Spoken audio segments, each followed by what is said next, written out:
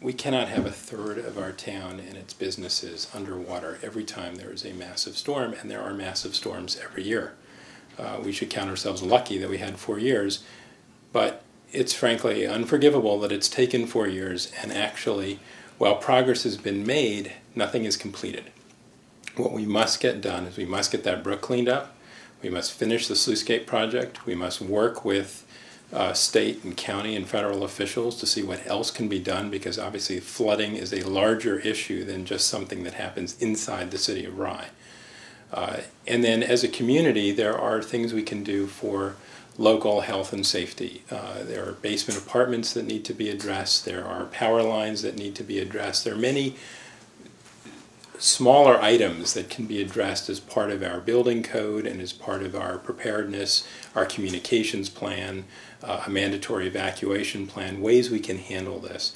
And that all needs to be pulled together. I think a lot of work has been done, but it is not finished. And it will not, if I'm on the council, be 4 years and still not finished. 4 years is a long time. We can't wait that long. It's got to be job one, and we'll hit the ground running. We've got a short-term mitigation solution of doing what we can do within our borders, which includes cleaning up the brook, the sides, the sides of the brook, and making sure that we do whatever we can to let the water flow downstream. The second is to continue the ongoing projects, the sluicegate, and making sure that that gets completed. And then finally, on the long-term goals, Councilman Filippi said at the flooding meeting that it really is something that everybody in the community can do, is to help put pressure on our state officials and our federal officials to fund these long-term projects. You know, there's a frustration that here we are in September of 2011, and those projects that can really make a difference to homeowners in Indian Village still we're still waiting. I can't tell you how upsetting it is to me when I looked back on our minutes from our March 30th meeting this year, and you know, the council has been asking the city staff for reports on these projects, and the city staff is reporting to us. And our March meeting, the report was that we were just waiting for Rye to go through their planning process, and that really the last steps were in place. We could almost start on this by maybe June, and hopefully the project would be finished by the end of summer. That would have been nice. That would have really made a difference. It was held up in Rye. And I think our goal, and what we've identified, the three of us as a team, is that the reason why we really believe the importance of taking the Flood Action Coalition and making it a city standing committee, we need to help our staff. We need to help. If Rye needs presence at these meetings to make sure that it's not pushed off on another agenda, we need to make sure that that happens. If there is an issue of emergency preparedness, I think our Flood Action Committee will again assist our staff in identifying what the steps are that need to be done. Solutions that would have a major impact cost so much money that it's out of our capabilities anyway. So, you know, unless the federal government or the governor steps up and says, you know, we have a commitment to funding these projects, you know, unfortunately, it's probably not going to happen anytime soon. We were saying just because something is basic doesn't mean it's not important. Keep your drains clean. Try to, if you're going to repave your driveway, consider some surface that is going to be permeable. Try to work with your landscaper to see what you can do to make your yard retain more water and filter more water through the yard rather than through the streets. I mean, there are mitigation steps that everybody can take that if everybody knew what to do, 2 or 3 steps, that would make a big difference. And the other thing regarding that is also preparedness. Sometimes you're going to face an Irene, and it doesn't matter what kind of infrastructure you have, it's going to be overwhelming, and it's going to probably surpass any kind of infrastructure preparations that you have.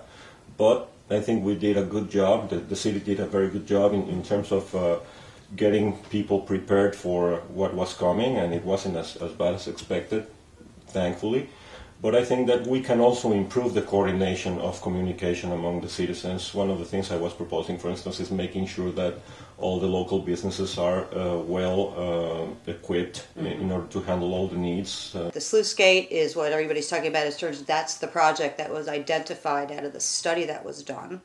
And the study encompassed a lot more than the sluice gate. That happened to be a project that we could afford to do with the help of other sources of money, and that would alleviate flooding in certain mid-level storms. It's not a panacea. It's for a certain range of storms, and we have a lot of those storms. So certainly, the sluice gate in place would have made a difference, at least to the second storm. I'm not sure where the hurricane, whether it would have ultimately made that much difference, but the fact that we haven't been talking about it doesn't mean that the staff isn't working on it. There have been all sorts of delays that have come up, and here we are again, as Catherine said. It's all this time later, and it's still not there. And every time it rains, we all certainly Catherine and I do, and Josh, you will now, cringe and just sort of cross our fingers and say, I hope there's no flooding, because we're not ready. And we hope to be ready for the next one. But it is actually high on the agenda of the staff. It's a high priority for them. So even though it's not in the paper all the time, they're working on it. They're pushing it. It's one of their highest priorities. They're going to do that, and follow up on that regularly before they're going to do something that's less important. I will say that in terms of what the local possibilities are, the city did start cleaning up the brook either today or yesterday, I'm not sure. They needed to wait to get FEMA approval for a contractor, because we'd like FEMA to reimburse us for that, which they have obtained. And they've started working on the brook. They started down by the high school, and they're working up towards the Central Business District, pulling out debris. Things that are not considered, dredging kinds of things, or pulling out large objects to help the flow. And so they've begun that. And then there's also the question of the Central Avenue Bridge, which is a casualty of the 2007 flood that people have asked about. That to me is just another part of that whole picture. And we run into all sorts of delays with that. And there again, I think the city manager thinks people think he's incompetent. Maybe they do. I don't. We've been kept updated on what's going on with that, and it's just been one roadblock after another. You're dealing with another governmental bureaucracy. Our government here is so small that we can't have bureaucracy,